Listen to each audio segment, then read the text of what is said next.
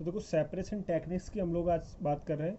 Separation techniques में simple separation techniques की बात करें तो हैंड पिकिंग हो गई, विनोविंग हो गई। तो जैसे आप लोग देखते हो, जैसे आपके चावल वगैरह दाल वगैरह यहाँ से कंकर वगैरह निकालने हो तो एक एक चुन चुन के निकालते हम लोग, वो हैंड पिकिंग हो गया। आपके गेहूँ वगैरह से जो उसमें हल्के फुल्के फूस वगैरह होते हैं उनको हटाने के लिए आप लोग देखते हो विनोविंग करते हैं, उसको ऊपर से गिराते हैं, जो हल्के पार्टिकल्स होते हैं उड़ के चले जाते हैं। ठीक है, तो ये सिंपल टेक्निक्स हम लोग घरों में काम में लेते हैं। इसके अलावा जो टेक्निक्स होती हैं सेपरेशन की, सॉल्यूट और सॉल्वेंट को अलग अलग करने की, उनकी हम लोग बात करते हैं। तो सबसे पहले हम लोग यहाँ पे बात करते हैं इवेपरेशन की। ठीक है, तो इवेपरेशन की हम लोग लास्ट चैप्टर में बात कर चुके हैं कि conversion of liquid into vapours without heating से हम लोगों ने बात की थी। कपड़े सुखाने की हम लोगों ने बात की थी। अर्थन पॉट में पानी ठंडा होने की हम लोगों ने बात की थी। कूलर ठंडी हवा क्यों देता है, तो इवेपरेशन की बात हम लोग कर चुके हैं लास्ट चैप्टर में। अब यहाँ पे इवेपरेशन के थ्रू हम लोग सॉल्यूट और सॉल्वेंट को सेपरेट भी कर सकते हैं। किस टाइप के सॉल्यूशन के लिए हम लोग काम में लेते हैं, जैसे आपका सॉल्ट का सॉल्यूशन है तो वाटर को और सॉल्ट को आपको सेपरेट करना है, तो वाटर को आप लोग हीट करो, सारा पानी उड़ जाएगा और सॉल्ट रह जाएगा। और आपको पता भी है नमक तैयार भी ऐसे होता है, नमक के पानी की ढेरियाँ बना दी जाती हैं तो पानी तो सारा उड़ जाता है और नमक रह जाता है।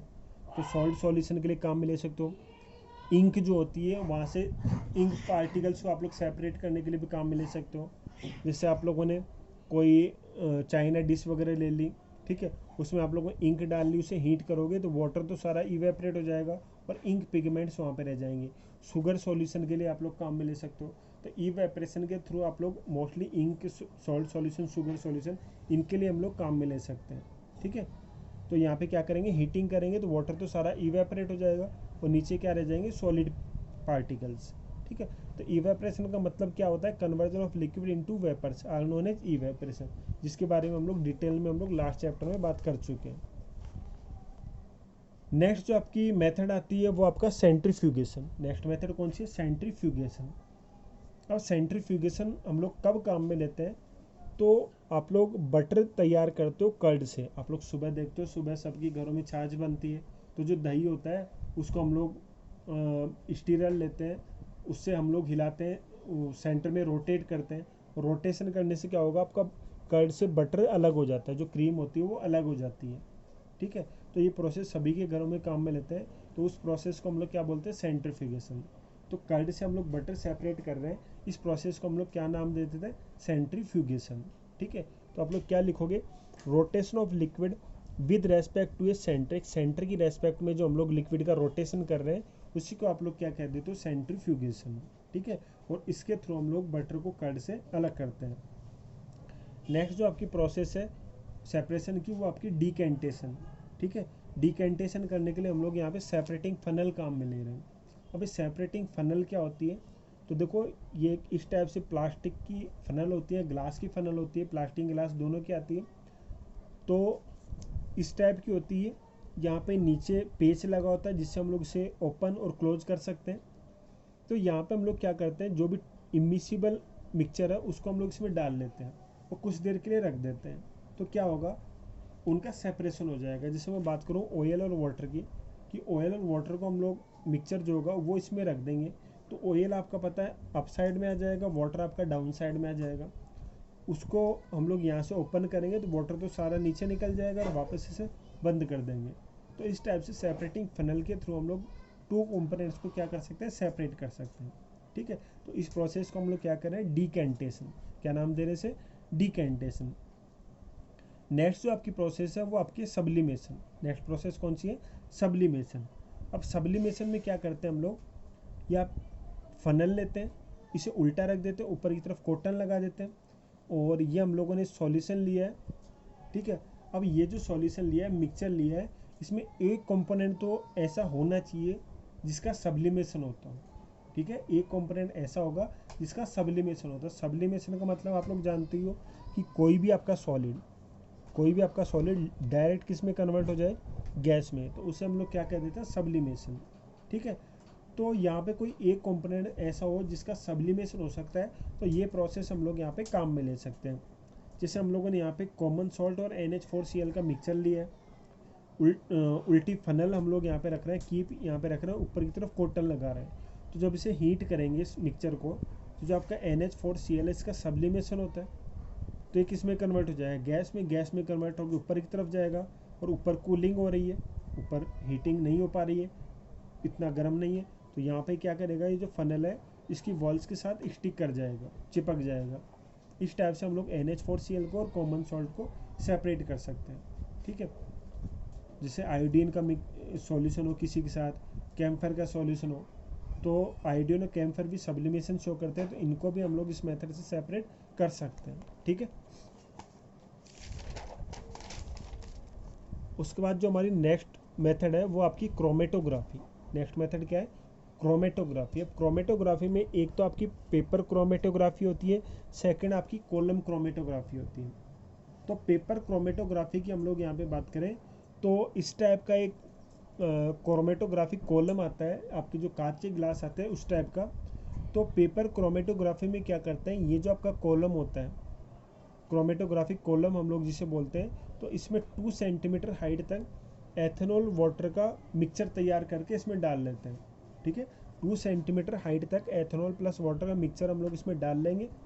उसके बाद हम लोग क्या करेंगे, क्रोमेटोग्राफिक पेपर आएगा, जैसे आपका ये पेपर है, ऐसा ही क्रोमेटोग्राफिक पेपर होता है। उस पेपर पे जो भी आपके सेपरेशन करना है, जो भी मिक्सचर, जैसे हम लोग यहाँ पे मोस्टली इंक पिगमेंट्स को सेपरेट करने के लिए काम में लेते हैं, एक्सपेरिमेंट भी करते हैं हम लोग लैब में। तो इंक के जो पिगमेंट्स होंगे आपके डिफरेंट जो इंक होगी, जैसे रेड इंक हो गई, ब्लैक हो गई, ब्लू हो गई, जितने भी टाइप की इंक है आपकी, ग्रीन वगैरह, उस सारे का जो मिक्सचर होगा उसका हम लोग यहाँ पे स्पॉट बना लेंगे। ठीक है, और इस पेपर को हम लोग इस क्रोमेटोग्राफिक कॉलम में क्या कर देंगे, हैंग कर देंगे। अब यहाँ पे क्या होगा कि ये जो एथेनॉल प्लस वाटर का जो सॉल्यूशन है वो यहाँ पे राइज होगा। अब इसके राइज होने के साथ साथ ये जो इंक के पिगमेंट्स हैं, अलग अलग कलर की जो इंक है उसके जो पिगमेंट्स होंगे उनकी सॉल्यूशन में मूवमेंट करने की स्पीड अलग अलग होगी। तो जैसे रेड कलर सबसे आगे चला गया, उसके बाद ब्लू कलर, ब्लैक कलर, तो ऐसे इनके अलग अलग स्पीड होगी। तो ये जो सारे के सारे जो कंपोनेंट थे इंक के, वो सारे अलग अलग कलर्स में डिवाइडेड हो जाएंगे। तो क्रोमेटोग्राफी में क्रोमेटोग्राफिक पेपर की हेल्प से इस टाइप से हम लोग कंपोनेंट्स को सेपरेट करते हैं।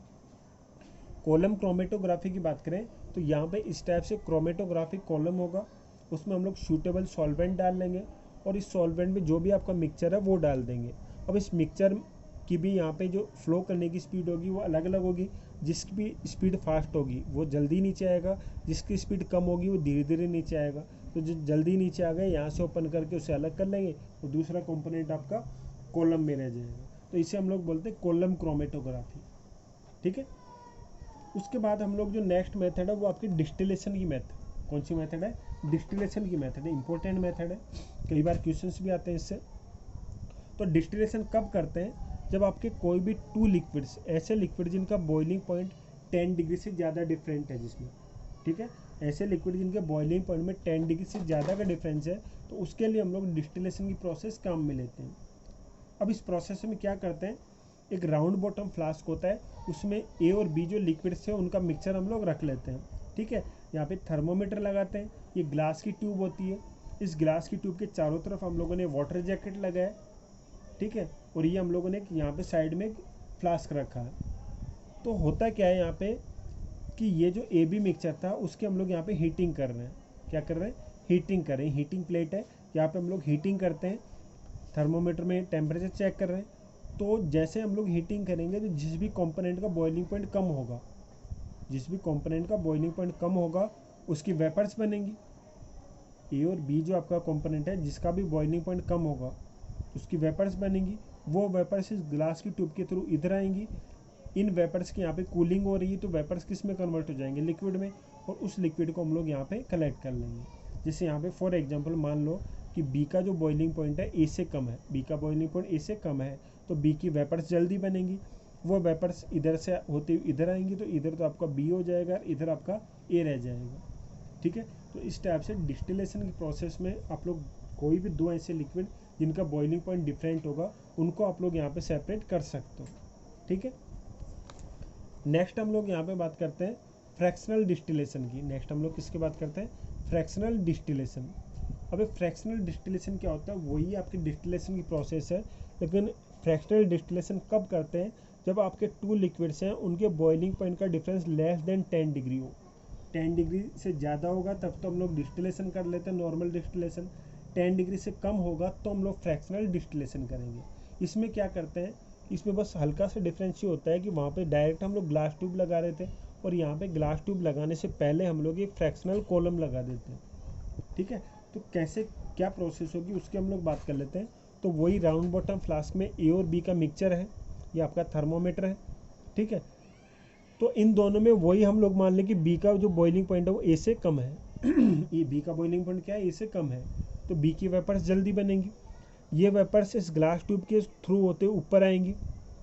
ठीक है, और ये ग्लास ट्यूब के थ्रू होते ऊपर आएंगी और इधर से आके इधर यहाँ पे इनकी कूलिंग होगी और यहाँ पे हम लोग इसको कलेक्ट कर लेंगे, तो ये आपका बी कलेक्ट हो जाएगा। अब यहाँ पे क्या डिफरेंस आ रहा है डिस्टिलेशन में, फ्रैक्शनल डिस्टिलेशन में। देखो फ्रैक्शनल डिस्टिलेशन में हमने क्या कहा कि ए और बी का जो बॉइलिंग पॉइंट है वो डिफरेंस 10 डिग्री से कम है। तो यहाँ पे 10 डिग्री से कम डिफरेंस होने की वजह से बी के साथ साथ कुछ वेपर्स ए की भी चली जाएंगी, बी के साथ साथ कुछ वेपर्स ए की भी चली जाएंगी, क्योंकि बॉइलिंग पॉइंट में डिफरेंस कम है। तो ऐसा तो है नहीं कि हम लोग एक्यूरेट कूलिंग हीटिंग कर रहे हैं, थोड़ा बहुत यहाँ पे एक ही वेपर्स भी बनेगी। लेकिन होगा क्या कि एक ही वेपर जब ऊपर जाएंगी तो इन वॉल से टकराएंगी और इन वॉल से टकराएंगी तो इनकी कूलिंग होगी और कूलिंग होने की वजह से वापस क्या हो जाएंगी, लिक्विड में कन्वर्ट होकर नीचे की तरफ आ जाएंगी। ठीक है, तो यहाँ पे फ्रैक्शनल डिस्टिलेशन में हम लोग ऐसे लिक्विड लेते हैं जिनका बॉइलिंग पॉइंट डिफरेंस 10 डिग्री से कम होता है और इनको हम लोग यहाँ पे फ्रैक्शनल कॉलम के थ्रू हम लोग क्या कर लेते हैं कि ए तो आपको वापस टकरा के कूलिंग होगी क्योंकि ऊपर जा रहे हैं, टेम्परेचर कम होता जा रहा है, तो ए आपका वापस लिक्विड में कन्वर्ट होगा, वो तो वापस आ जाएगा और बी की वेपर्स यहाँ पे इधर से इधर आ जाएंगी। ठीक है, तो ये आपका फ्रैक्शनल डिस्टिलेशन हो गया। तो ये हो गई आपकी सेपरेशन टेक्निक्स। ठीक है, इसके बाद हम लोग बात करते हैं एलॉयज की। अब एलॉयज किसे कहेंगे, एलॉयज की बात करें तो एलॉयज आपके एलिमेंट्स के मिक्सचर होते हैं। एलॉयज की बात करें तो alloys are the mixture of elements जिनमें कम से कम आपकी क्या होनी चाहिए, मेटल होनी चाहिए। तो आप लोग एलॉयज की डेफिनेशन के लिए क्या लिखोगे, alloys are the mixture of elements in which at least one is metal.